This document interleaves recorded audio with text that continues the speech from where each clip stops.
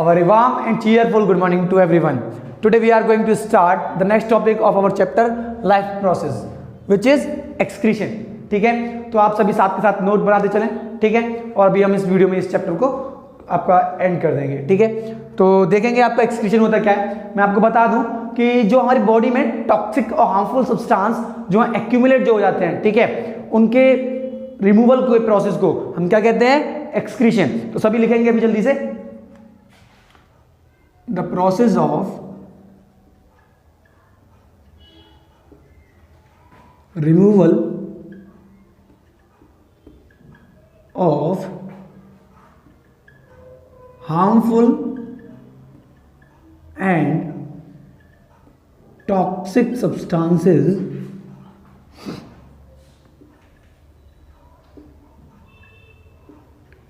from our body is known as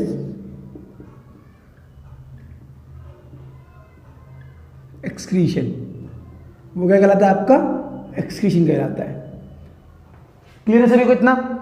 अब इसके बाद जो हम पढ़ते हैं वो पढ़ते हैं एक्सक्रीशन इन ह्यूमन बीइंग्स. तो सभी आप अभी डाल लेंगे एक्सक्रीशन इन ह्यूमन बीइंग्स.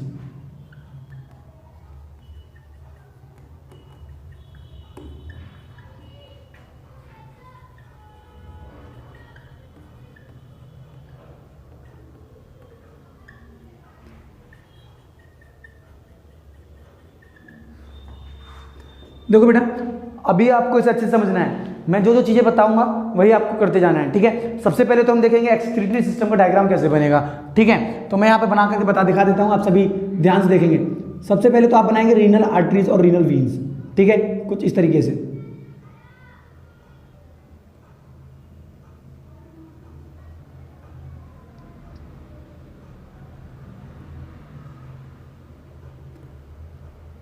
ठीक है, इस तरीके से बना लिया. उसके बाद यहां से बनाएंगे किडनीज.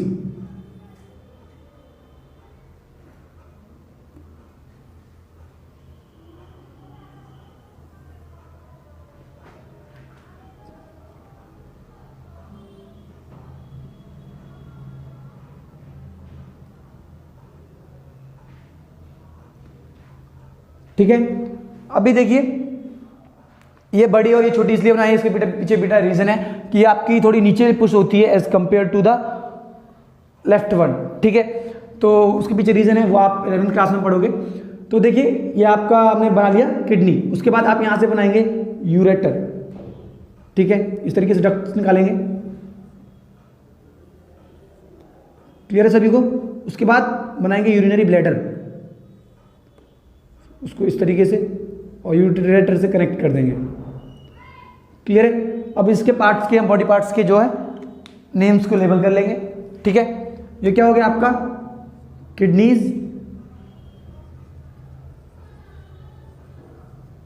क्लियर है सभी को. उसके बाद देखिए ये आपका यूरिनरी डक्ट या फिर आप यूरेटर कह सकते हैं, यूरेटर, और यू कैन से यूरिनरी डक्ट. ठीक है, ये आपका urinary bladder.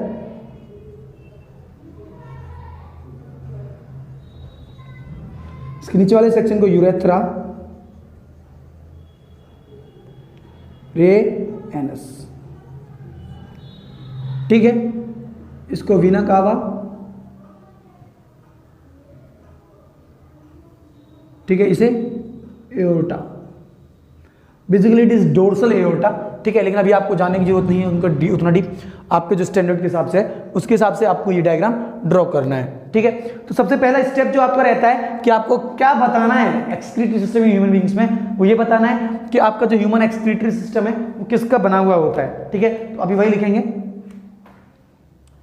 Human excretory system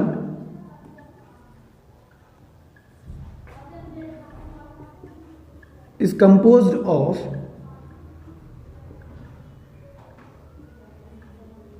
किसका बना होता है. देखिए, a pair of kidneys. Clear है, अ पेयर ऑफ किडनीज. ठीक है, उसके बाद देखिए urinary duct,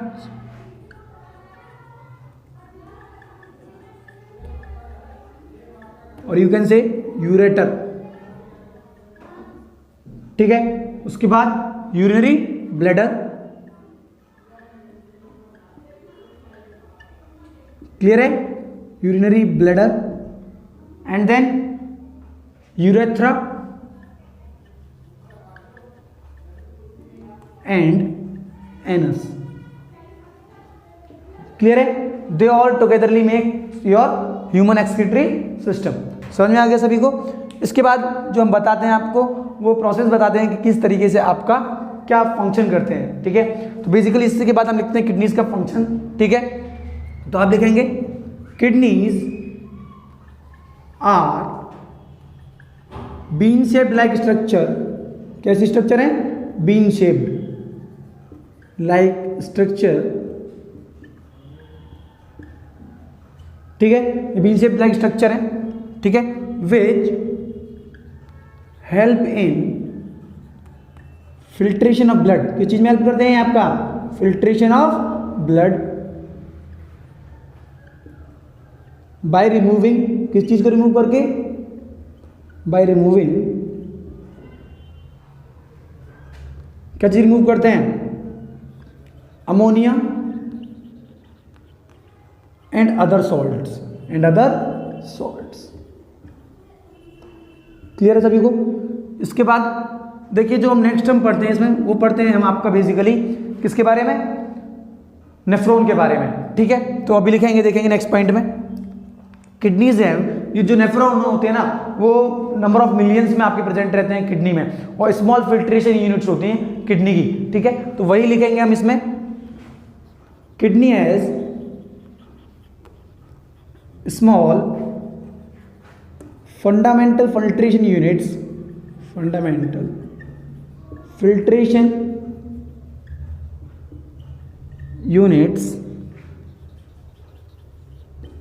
known as nephron, जो कि आपकी क्या कहलाती है, नेफ्रॉन कहलाती है। सब याद रखेंगे कि नेफ्रॉन क्या होता है, these are the small fundamental filtration units present in the kidneys, clear है इतना सभी को। उसके बाद देखिए ये जो नेफ्रॉन होता है, ठीक है, उसका आपको डायग्राम पता होना चाहिए, ठीक है। तो मैं भी आपको शॉर्ट स्ट्रक्चर यहाँ पर आपको प्रोवाइड करवा देता हूँ, ठीक है। तो आप याद रखेंगे, देखिए बनाना सीख लेंगे इसके हाथ के हाथ। आपको देखो क्या करना है, इस तरीके का एक सी टाइप का स्ट्रक्चर बनाना है, इस तरीके से बना लिया, ठीक है। उसके बाद यहाँ से आपको एक और डक्ट लेके आना है, यहाँ से आप उसकी डबलिंग कर लीजिए इस तरीके से, ठीक है, और यहाँ से इस तरीके से कर लिया, ठीक है। उसके बाद आप इसमें कैसे भी ये बस कैपिलरीज टाइप का कुछ डक्ट्स बना दीजिए, ठीक है। और यहाँ से एक डक्ट निकालेंगे आप ऐसे करके,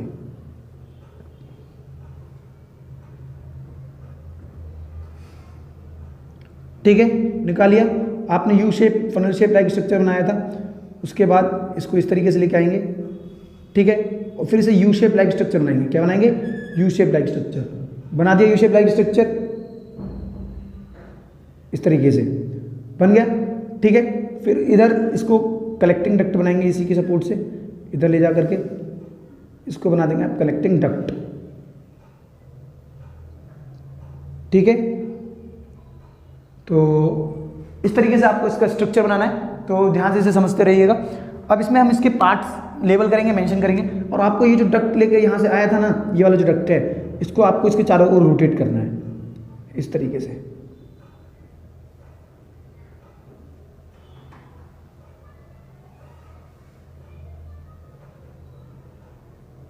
इस तरीके से आपको इसके चारों ओर रोटेट करना है।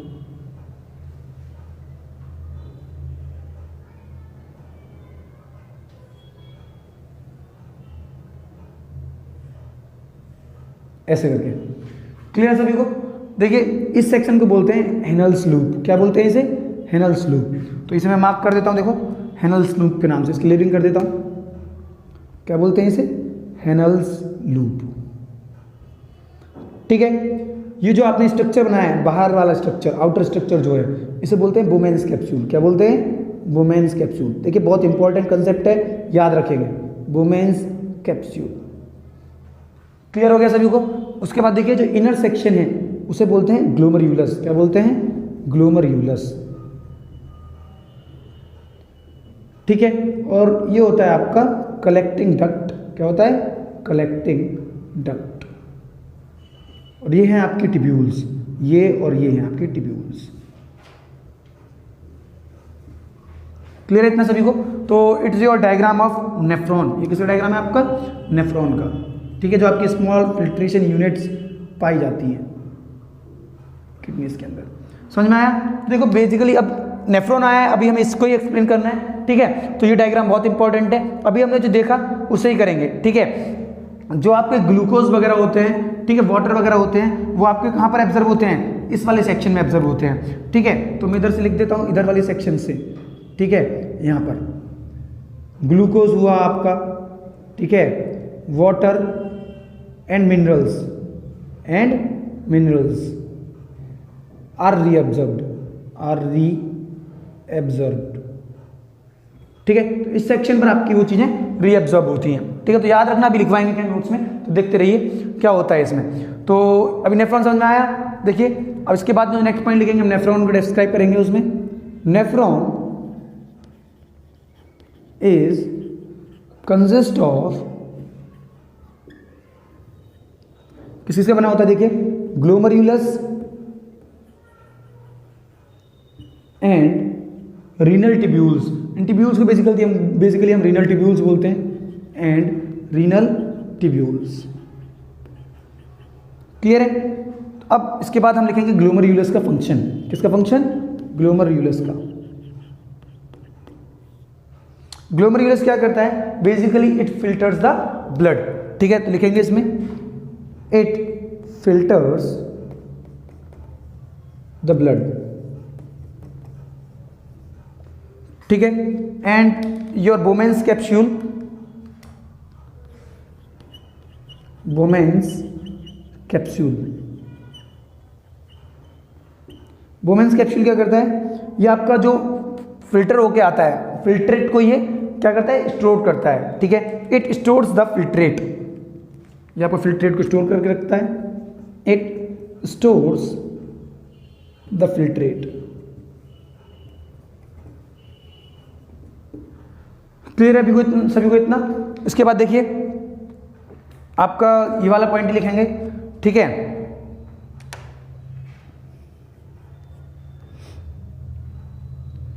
In the tubules the glucose, water and minerals are reabsorbed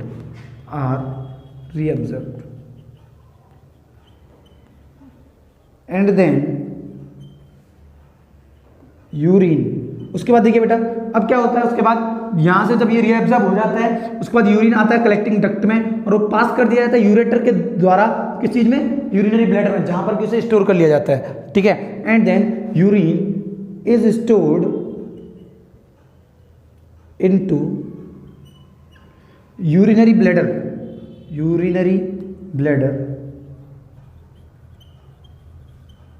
through ureter. किसके थ्रू? यूरेटर के थ्रू यूरिनरी ब्लैडर में आएगा। ठीक है, थ्रू यूरेटर और किसके द्वारा? आपके कलेक्टिंग डक्ट के द्वारा, क्योंकि कलेक्टिंग डक्ट इनसे कनेक्टेड रहता है विया कलेक्टिंग डक्ट। तो सभी याद रखेंगे।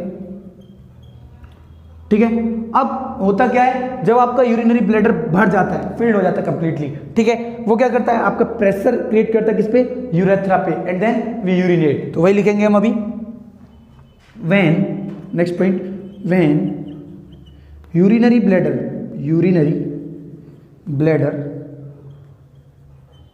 get filled, it exerts pressure। वो प्रेशर एक्सर्ट करता है, it exerts pressure on urethra। किस पर? यूरेथ्रा पर। ठीक है, and then we urinate।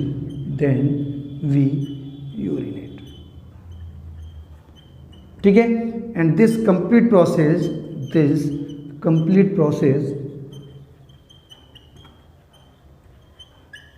is known as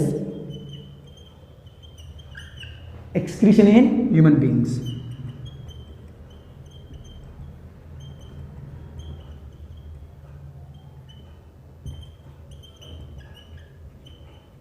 ठीक है, आई होप आप सभी को समझ में आया कि आपका एक्सक्रीशन इन ह्यूमन बींग्स क्या होता है। ठीक है, तो अभी आप जल्दी से इसका स्क्रीनशॉट ले लीजिए, फिर हम एक्सक्रीशन इन प्लांट्स के बारे में देखेंगे।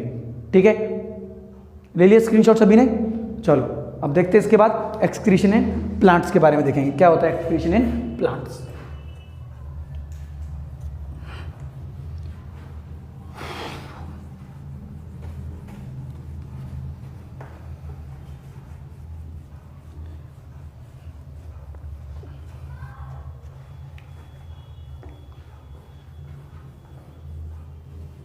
तो सभी अभी हेडिंग निकाल लेंगे, excretion in plants.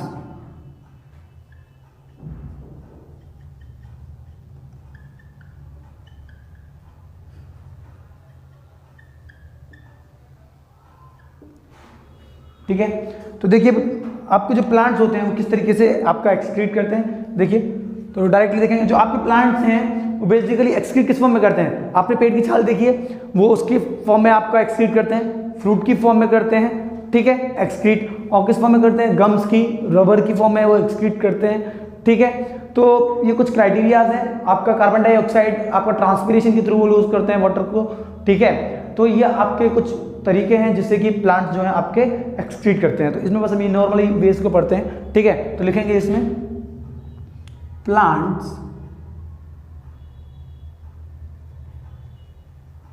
Excrete by shedding their leaves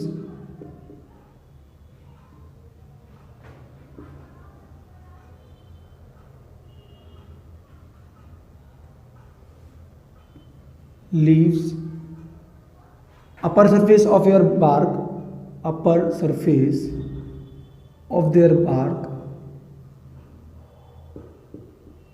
जो उनकी छाल होती है। ठीक है, and in form of fruits, and in form of fruits.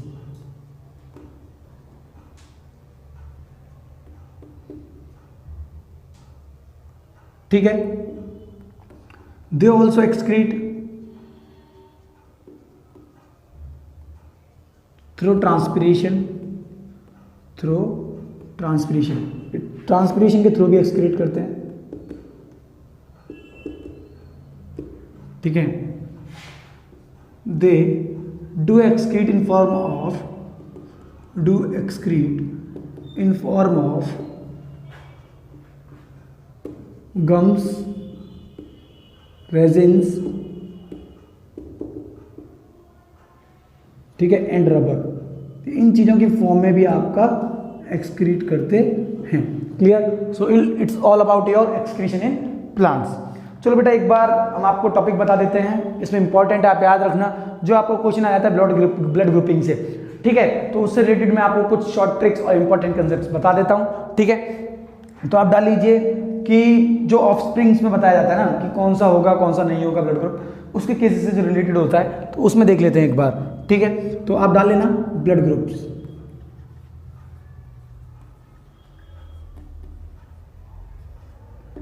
ठीक है, इसमें मैं आपको बता देता हूं, जो आपका यूनिवर्सल डोनर है, ठीक है, वो है आपका ओ।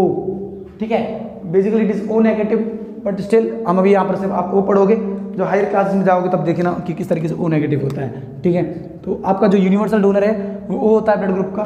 ठीक है, और जो यूनिवर्सल रेसिपिएंट होता है, ठीक है, जो रिसीव कर सकता है किसी से भी, वो होता है आपका ए बी, यूनिवर्सल रेसिपिएंट, वो होता है आपका ए बी। क्लियर है सभी को इतना? अब देखिए इसमें जो है आपका जो ब्लड ग्रुप्स हैं, ठीक है, आप चेक करना एक बार चैप्टर नंबर जो आपका हेरिडिटी एंड इवोल्यूशन है, मैंने आपको उसमें बताया है कि dominant traits and recessive traits क्या होते हैं, तो वहाँ आप एक बार चेक कर सकते हैं। तो बेसिकली देखिए होता क्या है कि जो आपके blood group A and B हैं, blood group A and B, A and B, ये आपका शो करते हैं, ये ऐसे वर्क करते हैं आपके डोमिनेंट ट्रेट्स। किसकी तरह वर्क करते हैं? आपका डोमिनेंट ट्रेट्स की तरह, ठीक है। और जो आपका ब्लड ग्रुप है कौन सा? ओ, ठीक है, वो आपका वर्क करता है एज अ रेसेसिव ट्रेट की तरह, ठीक है। तो blood group O, blood group O works as recessive trait. किसकी तरह वर्क करता है? आपका रिसेसिव ट्रेट की तरह, ठीक है। And there is another kind of, you can say blood group which we use before these blood groups is your I, ठीक है। इनके पीछे हम आई का भी यूज करते हैं। तो नॉर्मली अगर हम बात करें कि अगर सपोज कीजिए आपके जो मेल है, ठीक है, उसका ब्लड ग्रुप अगर मैं लिखता हूं आई ओ एंड आई ए है, तो इसका ब्लड ग्रुप जो है वो कंप्लीटली ए होगा। ये आई से हम डिनोट करते हैं बेसिकली इसमें, तो ध्यान रखना उसका ब्लड ग्रुप कौन सा होगा? ब्लड ग्रुप होगा ए, क्योंकि पता है ओ अगर एक भी हुआ तो डोमिनेंस शो करेगा, तो उसका ब्लड ग्रुप कौन सा होगा? ए, ठीक है। और सपोज करो मदर का ब्लड ग्रुप जो है, इसका मदर का ब्लड ग्रुप जो है वो है आपका आई ओ आई बी। क्या है? आई ओ आई बी, ठीक है। तो उस केस में जो ब्लड ग्रुप होगा मदर का वो कौन सा होगा? अगेन बी, क्योंकि ए और बी दोनों एज अ डोमिनेंट वर्क करते हैं। क्लियर है? उसके बाद देखेंगे आप, अगर सपोज करो मैंने इनके बीच में क्रॉस करवाया, क्या करवाया मैंने इन दोनों के बीच में? क्रॉस, ठीक है। तो क्रॉस का रिजल्टेंट क्या होगा? सपोज करो अगर आई ओ मिले तो आपका चांसेस होगा कि आपका जो हो सकते हैं प्रोबेबिलिटी है वो किसकी है? आई ओ वाले की भी है, ठीक है। आई ओ ब्लड ग्रुप हो सकता है। जब आई ओ मिलेंगे तब उसका केस क्या होगा? आई ओ के केस में, ठीक है, ब्लड ग्रुप होगा उसका ओ, ठीक है। अगर आई ओ और आई बी है, ठीक है, तो उसका आई ओ आई बी के केस में क्या बनेगा? आपका आई बी ब्लड ग्रुप उसका बनेगा बी, ठीक है। अगर आई ए आई ओ है तो आई ए एंड आई ओ है तो क्या होगा? लिख लेते हैं इंटू आई ए इंटू आई ओ करके देख रहे हैं हम, तो क्या आएगा? आई ए आएगा हमारे पास, ए ब्लड ग्रुप आएगा क्योंकि ए डोमिनेंट है ओ के ऊपर, ठीक है। और अगर आई ए और आई बी क्रॉस कर रहे हैं, क्या? आई ए इंटू आई बी, तो ब्लड ग्रुप होगा आपका ए बी, क्योंकि ये दोनों ही डोमिनेंट हैं। तो क्लियर है आप सभी को यहाँ पर ब्लड ग्रुपिंग का केस, ठीक है। तो एक और कंसेप्ट है आपका डायलाइसिस। क्या है? डायलाइसिस। तो उसको भी देख लीजिए हाथ के हाथ, ठीक है। डायलाइसिस क्या होता है, ठीक है। तो basically these are the artificial kidneys, ये आपकी क्या होती हैं? आर्टिफिशियल किडनीज होते हैं। तो लिख लीजिए these are the artificial kidneys, these are the artificial kidneys.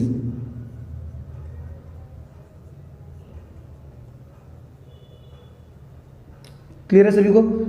Artificial kidneys होती हैं, ठीक है। जब किसी भी पर्सन की जो किडनीज हैं वो वर्क करना बंद कर देती हैं तो उन्हें चेंज कर दिया जाता है आर्टिफिशियल किडनीज के द्वारा, जिन्हें हम बोलते हैं डायलाइसिस, ठीक है, जो कि हेल्प करती हैं in the excretion of the nitrogenous based material, ठीक है। तो लिखेंगे इसी चीज को हम,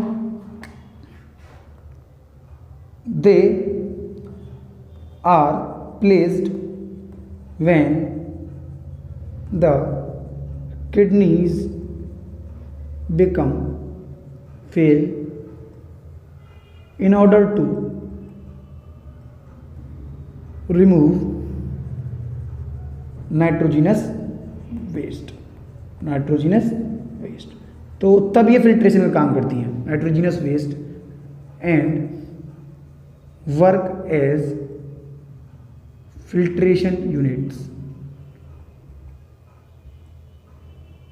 ठीक है, और फिल्ट्रेशन यूनिट्स की तरह वर्क करती हैं। सो गाइज आई होप मैंने आपको ये पूरा चैप्टर अच्छे से क्लियर कर दिया है। सो आपका काम बनता है कि आप रिवीजन करें, और अगर आपको कोई भी इस चैप्टर से रिलेटेड डाउट हो तो प्लीज़ कमेंट सेक्शन में कमेंट करके बताएं हमें। और आप चाहते हैं कि कोई भी टॉपिक है जो कि आप स्पेसिफिकली जिस पर वीडियो चाहते हैं तो आप उसे भी मेंशन कर सकते हैं, ठीक है। और जितना ज़्यादा हो उतना ज़्यादा प्रैक्टिस करें, ठीक है। So guys please share this video to those students who are unable to get the coaching classes और can not afford the coaching classes, and help us to support in our campaign to make India a coaching free country, ठीक है।